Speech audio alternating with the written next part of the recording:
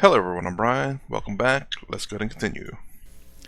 Bhakti Yoga, on the other hand, melts the ego, as it were, in divine love.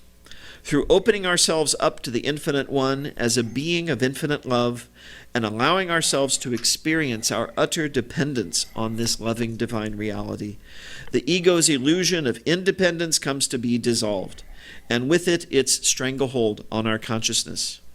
In the end, the divine beloved, in whatever form it has drawn us to itself, is all that matters.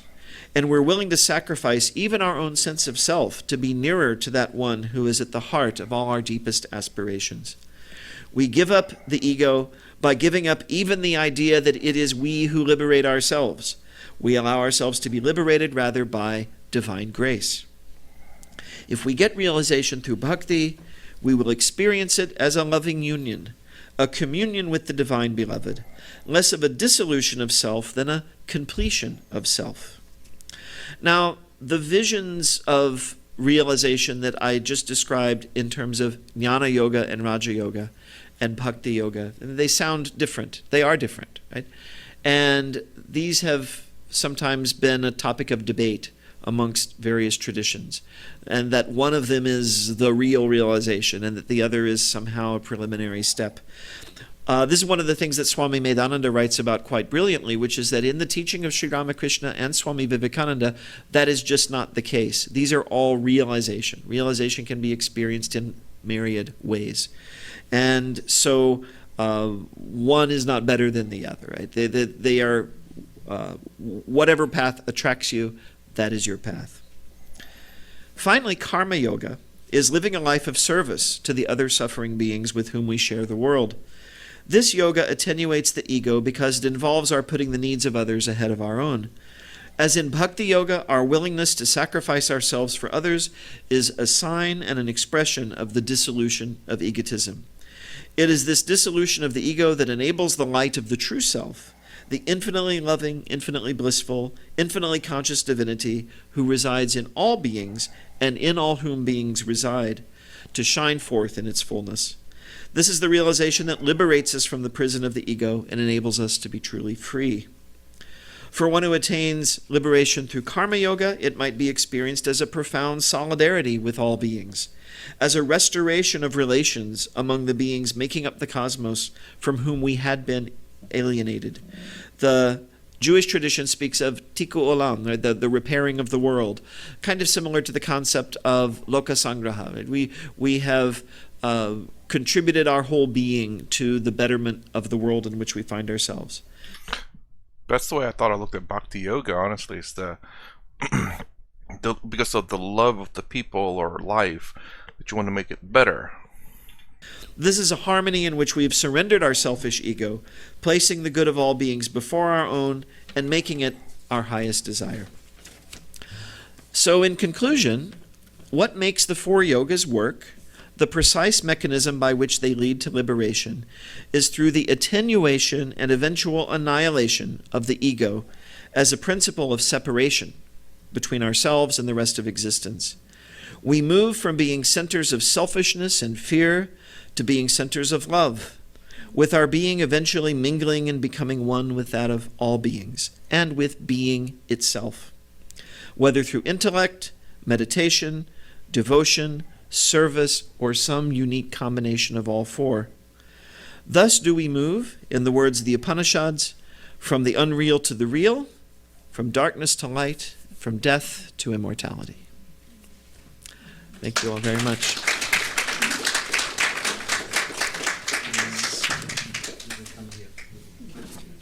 If you have a question, could you raise your hand and we'll call on you, and then we'll ask you to come up to the front and pose your question here and just state your name.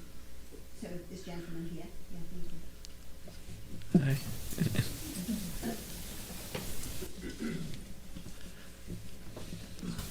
Hi. Hi, I'm Terry. Hi, Terry. Thank you for the very clear presentation. A practical question. As we are all mixed types, how does one assess which yoga or which proportion of yogas is best for one's own progress and enlightenment? Okay, that is a wonderful question. How do we assess? How do we tell which yoga is ours, and or which combination of yogas and which of these is appropriate. I think that it involves an ongoing process of discernment. I think that ideally one would do this in Naturally. consultation with a guide, with a mentor, with a guru, someone who knows us very well, has insight into us. It requires complete honesty with oneself. That sometimes is the first difficult achievement, is really truly understanding ourselves and what we need. I think very often our own intuition can be a guide. You just feel very drawn to a certain practice, so do that practice. It may, I think, change throughout a lifetime. It may be that you need to do a certain practice to work on a certain set of issues and then maybe move to another. That being said, don't flit around amongst practices. Sri Ramakrishna has this wonderful metaphor of someone who dug a bunch of shallow holes in search of water, and if they'd spent all that effort just digging in one place, that they would have found water. Right? So be diligent in a practice. Some of the practices, they're difficult because we are trying to undo literally lifetimes of habits, sanskaras, right? So there can be, for example, in the practice of meditation, long periods where you feel like nothing is happening, right? Maybe you had some very beautiful visionary experience at some point, and then you meditate every day, and it's just like, okay, I'm just sitting here. But things are happening, right? So sticking with it is important. Unless for some reason it becomes simply impossible to do one of these practices, the best thing is to stick with it. But it can change. And again, if you're in consultation with a guide, that's a good way to do it. I heard a Swami once speaking at the Washington, D.C. Center who gave a nice schematic of the 4 yogas in terms of people's inclinations and discerning this. And you can think in terms of it, when you come to the Vedanta Society, what do you enjoy most? So some people come for the lecture, right? So those are the jnana yogis, right? They're looking for knowledge. Some people come and they say, okay, there are a lot of people here. We better start fixing food and getting everything ready. We need to make sure, everyone can put their shoes in the right place. And so they're the sevaks, right? They're the people doing karma yoga. And then you have people, love the beautiful music, the singing, the devotion. It melts their heart. Their eyes fill with tears. Those are bhakti yogis. And then you have the people who come when no one else is here, and they sit in the solitude and meditate. Right? So if you feel one of those people, that's me, that's a good clue to, maybe what is the dominant yoga for you. Hey, where's the Jnana Yoga guy, okay? Thank you. That's also very clear. Thank you. Oh, I mean, he kind of explained kind of similar to what I've said in the past about him, and he went back to that quote actually from Sri Ramakrishna about digging shallow wells. You're not going to dig one. That should be clear.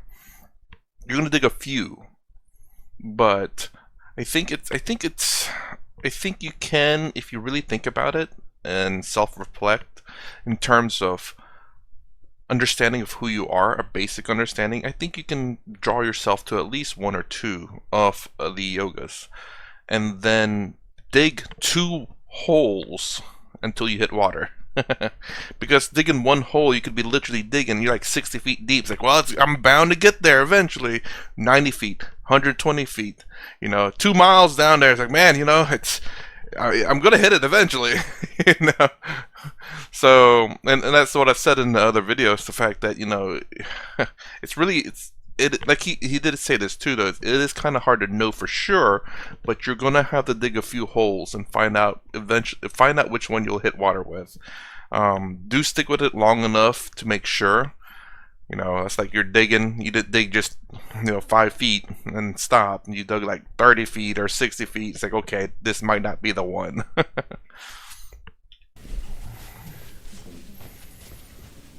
Yes.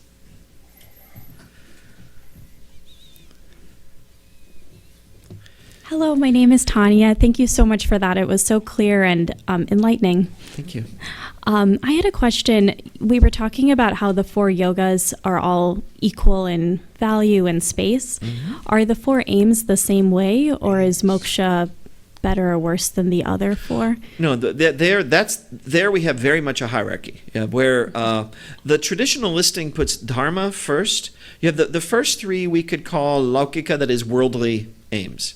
So we need to be good, we need to earn a living, and we need to have some fun in life, right? So you have dharma, artha, kama. So in terms of the way I presented them, I did the opposite. I went from the most ephemeral to the more permanent. So a sensory pleasure exists while there's contact between the senses and their object. Very ephemeral. Artha lasts longer. You can put it in the bank. You can spend it on different objects of kama, but you can't take it with you. Then you have dharma, which you can take with you. That's your good karma. That's where you're really evolving as a being. Doing your duties, doing good for others. Moksha is transcendent of all of them. It goes beyond them. It's definitely the top goal. That being said, it is not that someone who is maybe fixated or focused on one of the first three is bad or wrong. That's where they are in the path. So yesterday I was on my way to New York in my car. When I had reached Philadelphia, I wasn't, somehow traveling to New York wrongly. I just wasn't here yet. Right? So there are people, including ourselves, who might be fixated more on kama, on artha, on dharma. So maybe we have work to do there. Achieving those also does something to our consciousness. It helps prepare us on that way. And then you have that point where we actually conceive of the idea of something utterly transcendent. And that's when you're then focused on moksha. So yeah, there is a hierarchy, but they all have their place in life. Yeah. Thank you. Thank you. I didn't know that there was a hierarchy there. I remember him talking about that, and I did talk about the three sciences that Swami the three pleasures in life that scientists have said, and Swami Sarvapriyananda talked about it, about, giving yourself stuff, selfish things. Next is work, just a job, something to do, so that you're not just buying yourself stuff, but it's not exactly pleasurable. It gives you a little bit of happiness, like a decently purposeful job. Then the third one is doing good to others, doing good to others, not necessarily just being good to others. So like doing good things for people will give you a great happiness, which is kind of similar to what he just said. Yes. Oh, and while the next person's coming up, to say even a being in moksha doesn't cease to say enjoy the sensory world. They're just not attached to it, right? It comes, it goes, right? But they experience it. Yeah. Thank you very much. My name is Tai, and so you said that the highest goal is moksha, which I understand. When you are a bhakti yogi, you are there's a union with the divine, right? A union with the Ishvara. How is that different than like the absolute goal of Brahman, of union with the Brahma versus union with the Ishvara? I think they're ultimately the same, but it's hard to use the word phenomenological here because we're talking about things that are even beyond the senses. So it's very difficult, but they are experientially different, right? That the way one is described, the primary emotion and sensation is love, the primary experience is love, which involves this coming together of the infinite self and the finite self. And then you have, in a state like enlightenment, there's more of an emphasis on the bliss of this realization, a sense of kind of relief that the Maya is gone. And so they're described differently. I think maybe we can liken this to maybe two different people tasting the same dish, right? You have some food. And one person says, oh, this tastes like strawberries. And for someone else, they say, well, maybe this tastes like blueberries. It's the same dish, but their experiencing of it is shaped by how they have approached it. What have they tasted before? What is their point of reference? How do they assess this experience? So that will be different. So the differences are happening on the level of description. I don't want to say that they're that superficial. I mean, the differences are penetrating more deeply than that, but I don't think they penetrate all the way. As a realization is one. Realization is realization. but the means by which you achieve it will shape the way it'll be experienced by you. But it'll still be blissful. It'll still be free from suffering. It'll still be free from mandatory rebirth. I think liberated beings, as I understand it, can choose to come back, but the sort of mandatory, the karmic kind of requirement of rebirth, that is gone. So in all the essentials, they're one and the same. That's how I understand. But yeah, we're getting into very, very subtle levels of difference here. But what I would call a spiritual connoisseur, like Sri Ramakrishna, wanted to have all the flavors of liberation. And so he practiced many different paths, and he had all of those experiences. He concluded they were all one. But that doesn't mean, and this is where it becomes difficult sometimes, we want to pick one of his experiences and say, oh, they were all really leading up to that. But what he says is just, no, they're all one. They're all valid. Thank you. Thank you. Yes.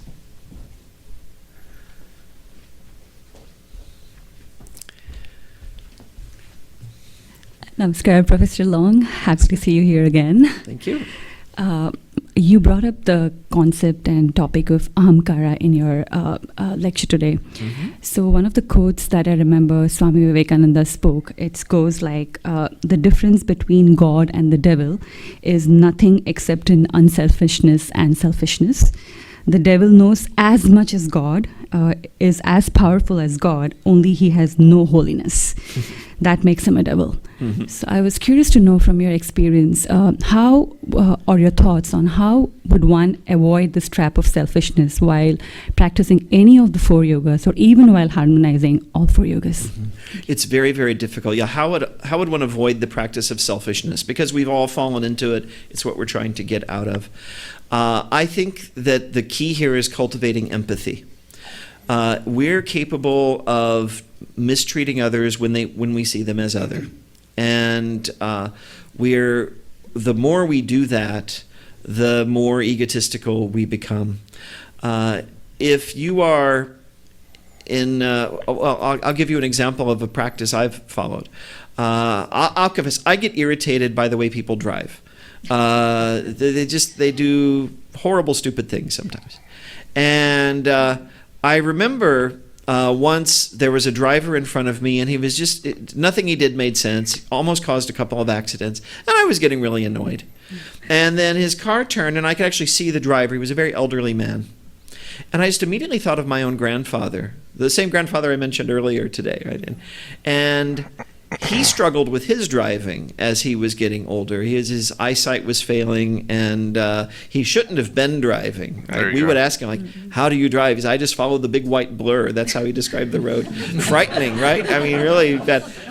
But I thought, think of that irritating guy that in your mind you're ready to call all kinds of names. Think of him as your own grandfather. And he's like, oh, then you feel compassion for him, right? Rather than being annoyed by his driving, you think, well, you know, I feel empathy for someone who's strong. Like, when I reach that age and I refuse to stop driving, I hope people will be patient with me when I follow the big white blur, right? Mm-hmm. So cultivating that sense of empathy, that I am the other, or that the other is someone very dear to me. So someone who reminds you of someone. I had another experience in a store. There was a person who was behaving in a very snappy and irritable way, and I was a little put off by it, and it wasn't even directed at me, it was directed at someone else.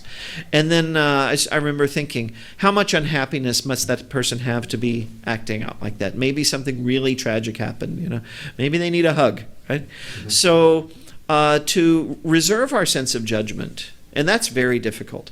Because judgment's important on one level. We have to be judgmental with ourselves, right? So we don't do the wrong thing. And the Holy Mother here, I think, is our greatest teacher. She says, if you want to find true happiness in life, don't find fault with others. Find it only with yourself. And I think that's the key. That reduces the ego very, very quickly.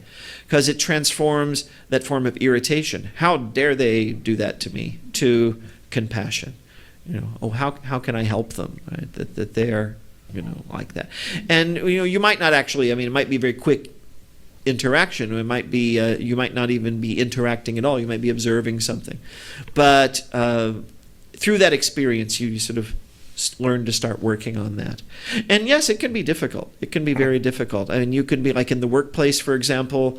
I've had the experience of being in a meeting with people, and you're explaining something. You think you've explained it clearly, and you're listening to their point of view, and but they're not understanding. You think they're not understanding you, and they sort of persist in their, their way of thinking, but then you realize you can also be that way.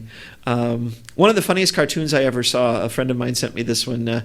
There's a man sitting up late at night. You could just it's 3 a.m. and his eyes are all wild looking and his hair's disheveled and he's on his computer. And his wife comes in and she says, "Are you coming to bed?" And he said, "Not yet. Someone on the internet is wrong." and he's there writing to them, And, I mean, we become obsessed with the idea that we know it all and the other person's, they're wrong, they're bad. And just to even laugh at ourselves and replace that with compassion. I think that's extremely important. I would say, I get what he's saying completely. As a matter of fact, I think someone was driving yesterday, or the day before, actually. Very crazy. They went on a right turn lane only, making a left. They were very, very slow. And they were on a right turn lane only at a stoplight, but they were making a left. There's another lane for left or straight. And then there's the right lane for only turning right. They were on the right lane, and they were so slow approaching it, I don't know how they stayed on the right lane. Annoying. So I get it. I completely get it. I guess my little add to that perhaps would be just understand that we all make mistakes. So I know sometimes whenever someone does something stupid, and I know I've done that before, it's like, well, I can't blame you because I've done it too, so I let you pass. So understand that we are not perfect ourselves, that we make mistakes. So with the idea that you're not perfect and that you make mistakes and that you made that mistake before, you can say like, I can't blame you. I did that too. Thank you. That might help. Yeah. Thank you for the great questions. I appreciate everyone coming today and listening, and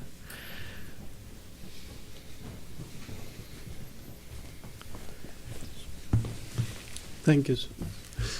My name's Paritosh. In the Gita, Shri Krishna says, "None is hateful to me, none is dear to me, but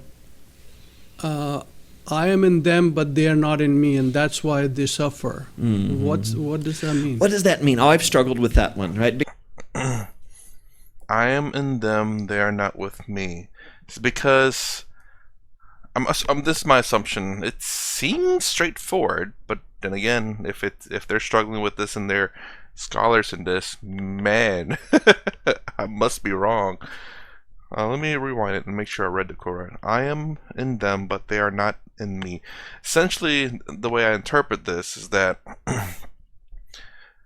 well, we're all Brahmin.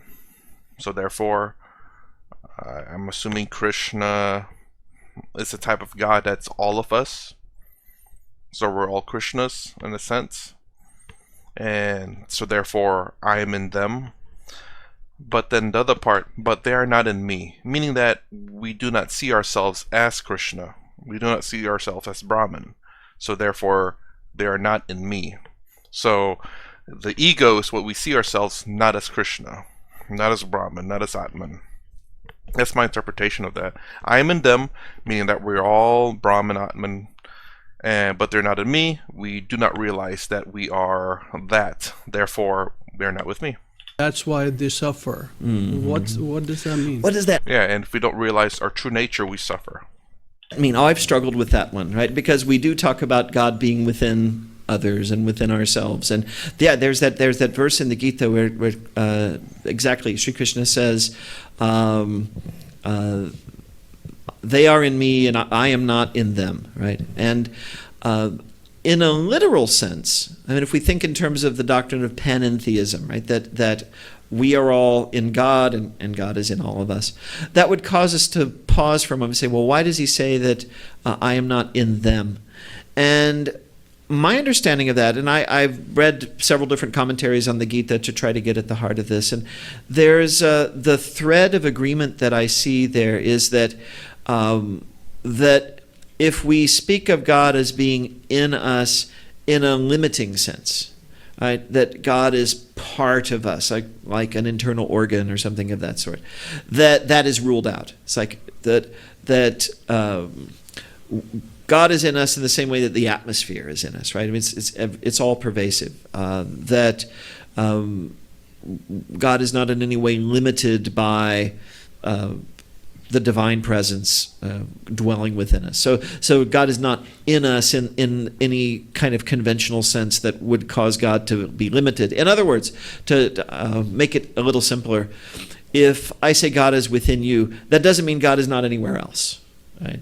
So we're not talking about God in a limited sense. So Krishna is saying, I'm not limited at all. They're limited because they're failing to see that divine presence. But, the reality is that he's not limited at all. Thank you.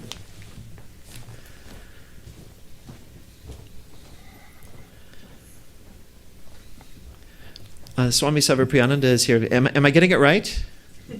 Absolutely. Yeah. Oh, okay. Thank you. Different interpretations. Yeah. Yeah, very good. Oh. Any other questions? I think everyone's asked their questions. So Okay. thank you all. Thank you.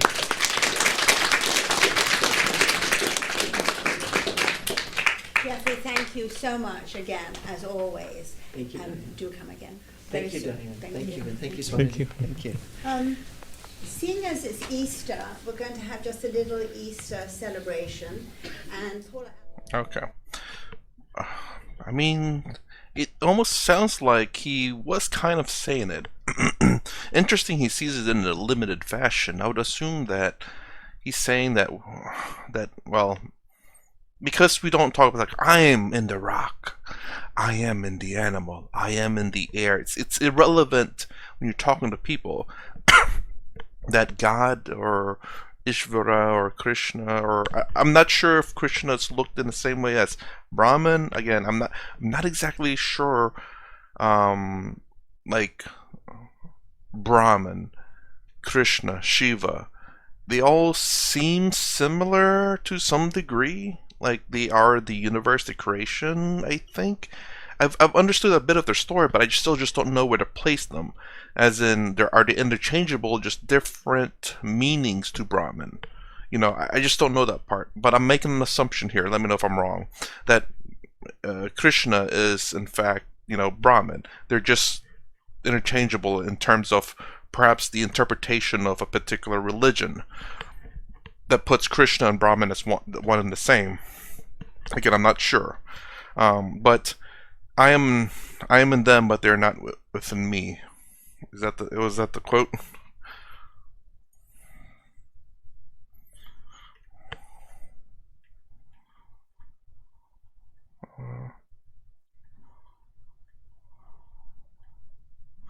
They are in me, and I'm not in them. As in, again, they are in me, as in I am everything, therefore they are me. But you don't have to say that the air is also me, and the animals are also me, and and this pen is also me. You don't say that. It's irrelevant to talking to a person, generally speaking.